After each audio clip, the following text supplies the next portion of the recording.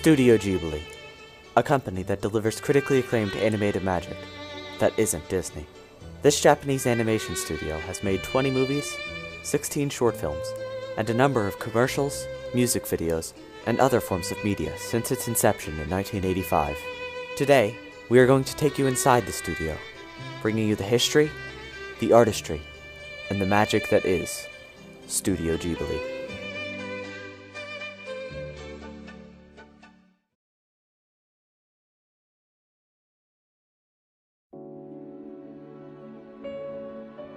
Hayao Miyazaki, the man behind such works as My Neighbor Totoro, The Secret World of Arrietty, and Spirited Away, and a true idol in the animation and film industries. Miyazaki is now a widely known name by critics and viewers alike. Miyazaki began his career with Toei Animation in April of 1963, where he worked as an animator on the anime series Wolf Boy Ken, among other projects. It didn't take long for Miyazaki's leadership skills to shine through, becoming chief secretary for Toei's labor union. 1 year after that, Miyazaki found his first major success as an artist for the film Gulliver's Travels Beyond the Moon, to which he showed his creative abilities by developing an entirely new end to the film during production that became the ending in the final cut. His talent became apparent to many people, and in the 20 years following, he worked on a great number of projects with a number of industry leaders. It was in 1979 that Miyazaki directed his first feature-length film, The Castle of Cagliostro, alongside his TV series, Sherlock Hound, a highly popular retelling of the Sherlock Holmes tales through anthropomorphic animals. The combination of these two successes and his manga, Nausicaa, led him to his largest work yet, where his acclaim would grow to become known to more than just those in the film industry, and he would begin his significant work with fellow animator, Isao Takahata.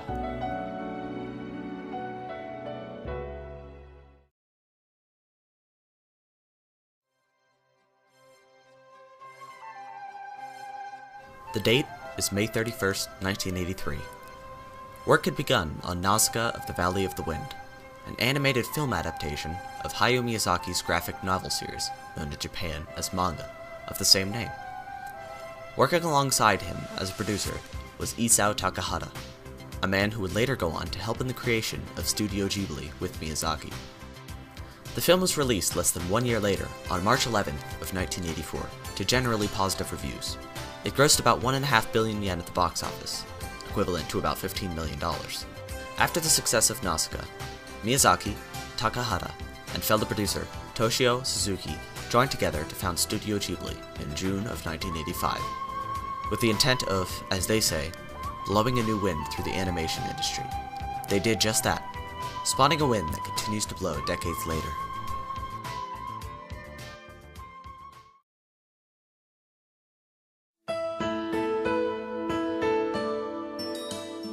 Within a couple of years, Ghibli made leaps and bounds from their starting point. They started development on Laputa Castle in the Sky, known in the West as just Castle in the Sky. It was directed and written by Miyazaki and produced by Takahata. The film was well received by the Japanese public and was an economic success. It also won the Animage Anime Grand Prix. It did not receive a major Western release until its theatrical run in 1998. It was shortly after the success of Castle in the Sky that production began on two films simultaneously, Takahata's Grave with the Fireflies, and Miyazaki's hit, My Neighbor Totoro. Grave with the Fireflies was based on a novel of the same name by Akiyuki Nosaka. The film followed two fictional children in Japan through their desperate struggle to survive during the latter years of World War II. The film received critical acclaim for its ability to emotionally reach audiences in both Japan and America. The film was one of the first to prove Takahata's filmmaking abilities, thrusting him from the role of producer to that of director and writer. While Grave of the Fireflies took a serious approach, Miyazaki took a much lighter and child-centric tone for his film, My Neighbor Totoro.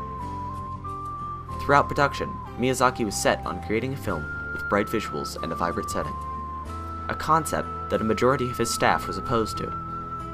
Of course, as clearly displayed by the final product, his vision prevailed, and the creature he created for the film became highly beloved and even became the Studio Ghibli logo. The film reached great heights, receiving rave reviews, again in both Japan and America. My Neighbor Totoro was also the first film to be distributed in the West by Disney, the beginning of a long-lasting and powerful partnership.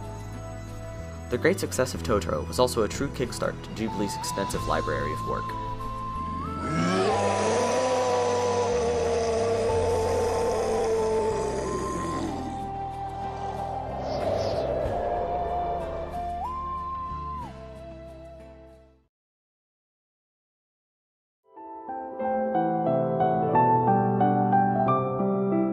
Ghibli's success skyrocketed with their next 5 films. The first of these was Kiki's Delivery Service, directed, produced, and adapted by Hayao Miyazaki, which followed the adventures of a young witch and her coming-of-age story based on the 1985 novel of the same name by Aiko Kodono. Miyazaki has said in the past how strongly he feels about the underlying themes of independence created by the plot and protagonist, Kiki. The film was also Ghibli's largest economic success at the time. It grossed more than any other movie at the Japanese box office in 1989, and also won a number of awards, including another Animage Award. Its North American translation, again handled by Disney, turned out to be a critical success among Western viewers almost as much as that of Japanese audiences. 2 years later, Isao Takahata's Only Yesterday, which shares its title with the manga it was based on, was released. The film tackled more mature themes and showcased a number of adult and gender issues. Upon release, however, the film attracted all types of people as opposed to the expected demographic of female adults. Like its predecessor, it was also the highest-grossing film in Japan of that year. The film was never released outside of Japan. However, its significance to the animation industry is still unprecedented, as it showed animators and writers that mature themes could still flourish in animated features. The following year, Miyazaki's Porco Rosso was released. The film followed an ex-World War I pilot who was cursed to take on the appearance of a pig, as he helps a young girl and confronts his own very human problems. The film was originally planned as a short film to be shown on Japanese flights. However, due to real-world conflicts breaking out, Miyazaki was inspired to give the film more depth and a more serious tone. Despite the change, the airlines continued to fund the project, and the film ended up being shown on flights long before its theatrical release.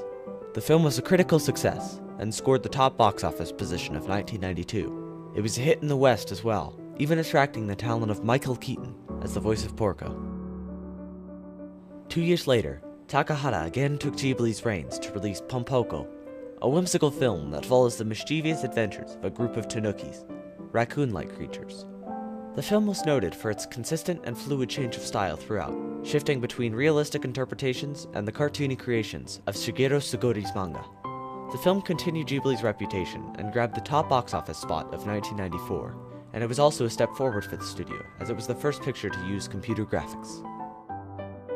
Their following film, written by Hayao Miyazaki, was the directing debut of Yoshifume Kondo, Whisper of the Heart.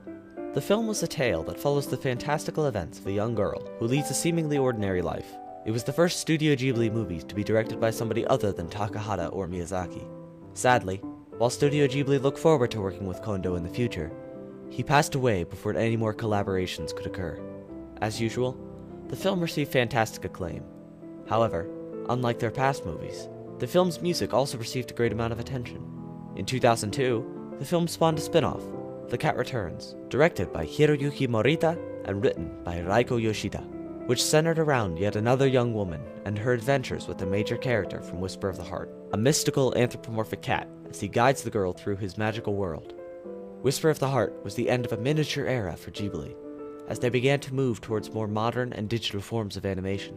But for many years to come, they continued to supply the quality people had come to expect from them.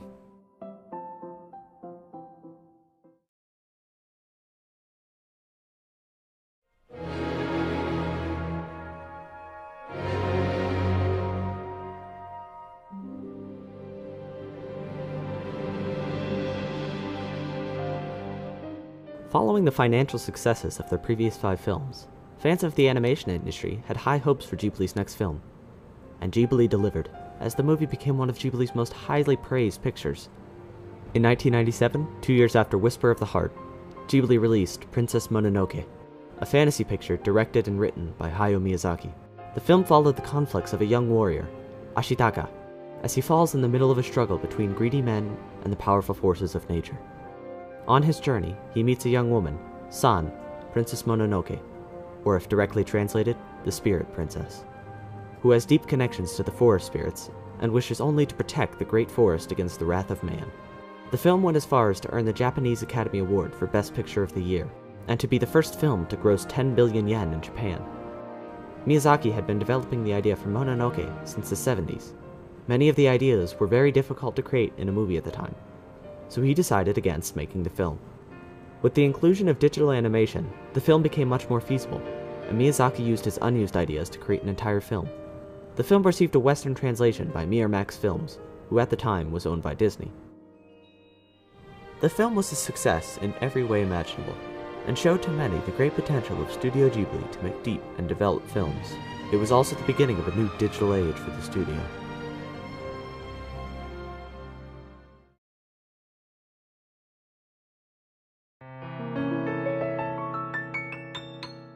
Ghibli took a very sharp turn with their next film 2 years later, My Neighbors the Yamadas, a comedy based on the Japanese comic strip by Hisaishi Ishii. The film was directed and written by Isao Takahata. It took on an animation style never before used by Studio Ghibli. Having the appearance of a moving comic strip, it is also very significant for Ghibli, as it is the first of their films to be made entirely through digital means. The film made over 2 billion yen at the box office. It was shortly after the release of Yamadas that production began on what is now considered by many to be Ghibli's greatest creation and the true representative of the career of Hayao Miyazaki.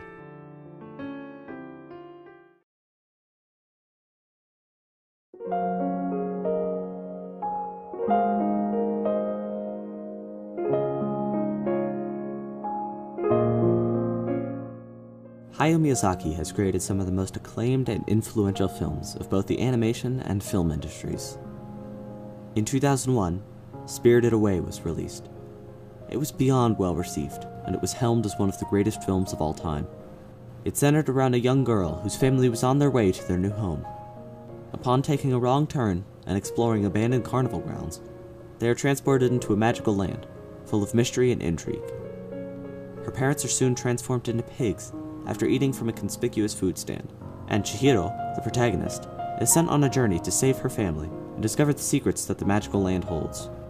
Currently, based on public scores, Spirited Away is considered the greatest animated film ever created, and it ranks 33rd on IMDb's list of best movies of all time, based on over 300,000 user-submitted scores. It has an average rating of 94 out of 100 from film critics. To this day, it is still the highest-grossing movie at the Japanese box office. The film also won an American Academy Award for Best Animated Picture, making it the only non-American film at the time to have won a category other than foreign film. The film was nominated for 5 other major awards, winning them all. While the success of Spirited Away was astronomical, Ghibli was anything but finished, with a handful of movies still on the way for them.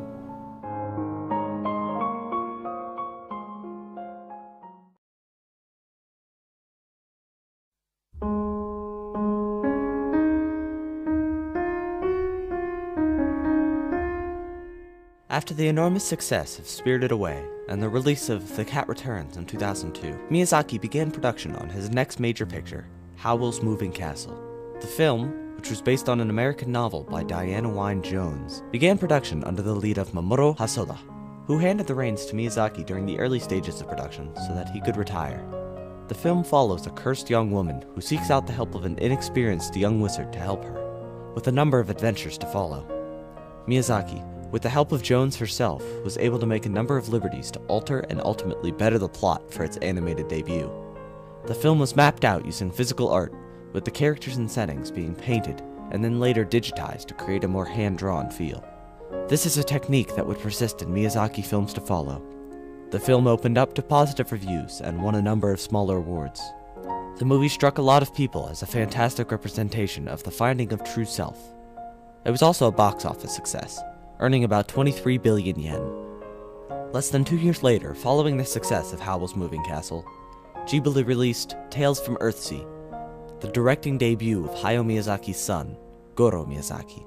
The film follows a young wizard as he attempts to discover the truth behind some strange events that he witnessed, and along the way he encounters a number of self-changing events. The reception for Earthsea was not astounding in comparison to other Ghibli movies. However, on its own it was well received, and it made about 7.5 billion yen during its run.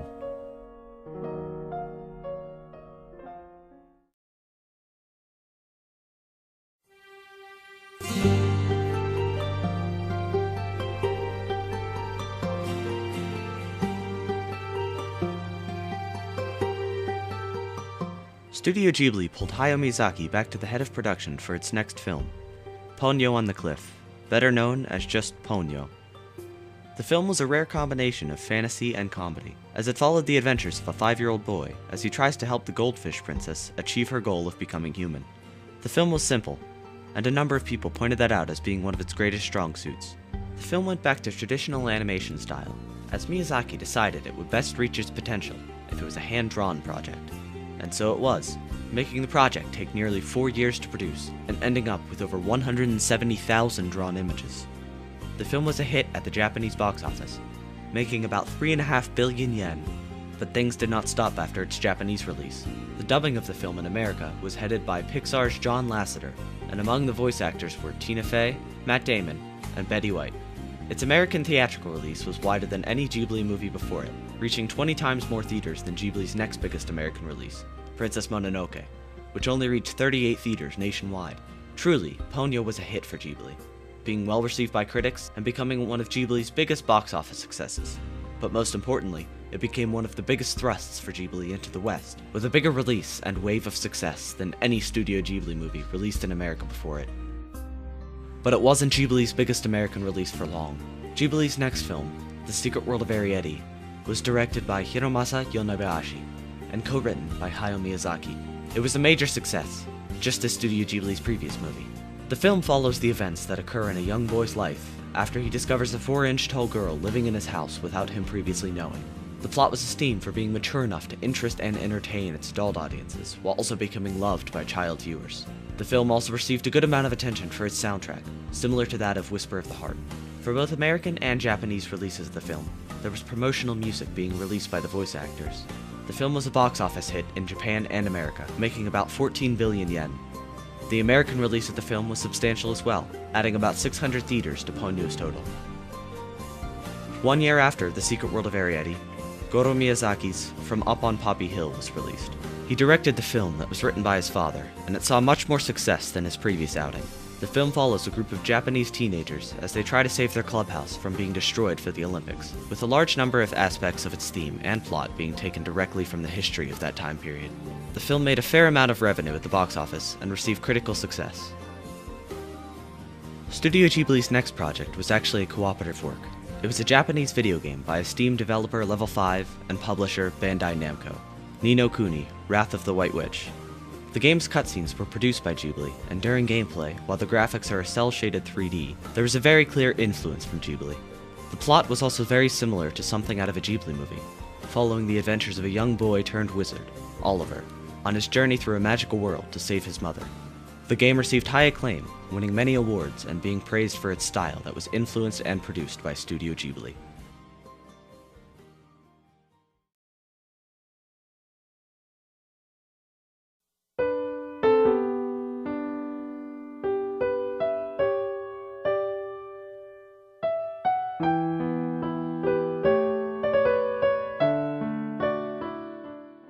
Miyazaki has produced some of the most critically acclaimed and influential films of the animation industry, and his career as a director, screenwriter, and artist was simply brilliant.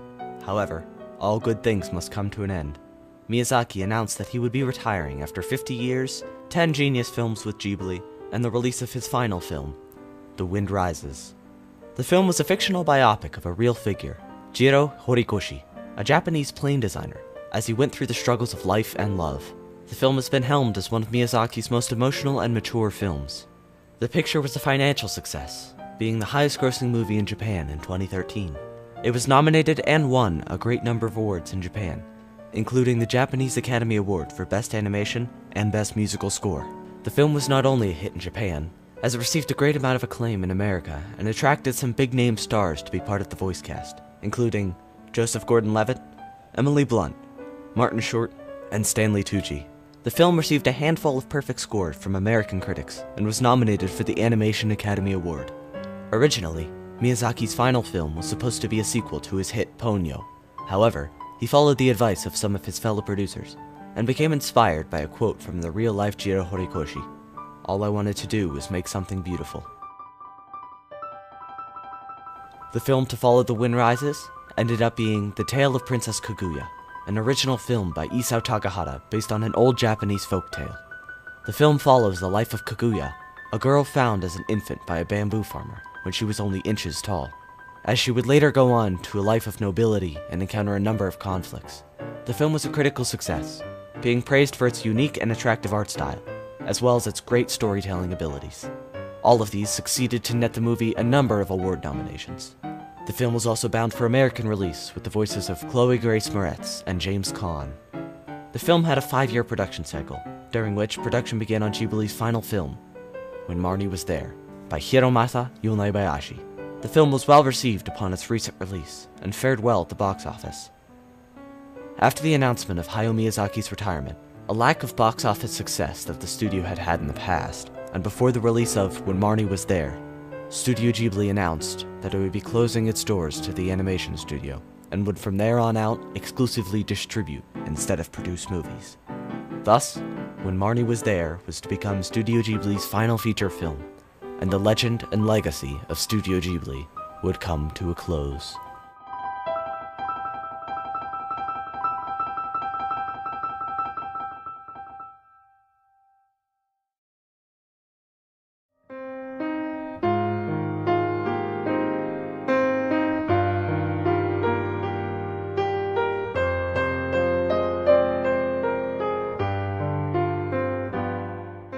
Studio Ghibli will forever be remembered as one of the greats of the film industry, and has put out some of the most acclaimed movies of the animation industry. Hayao Miyazaki is widely considered one of the world's best filmmakers to date, and his career came to one of the strongest closes ever seen. The studio faded shortly after his retirement, but the impact was anything but gone. Ghibli taught the world so much. It showed them how deep an animated picture could be, how broad its audience could be, and how important its presence was to the animation industry. It was historic. It was beautifully crafted. It was magical. It was Studio Ghibli.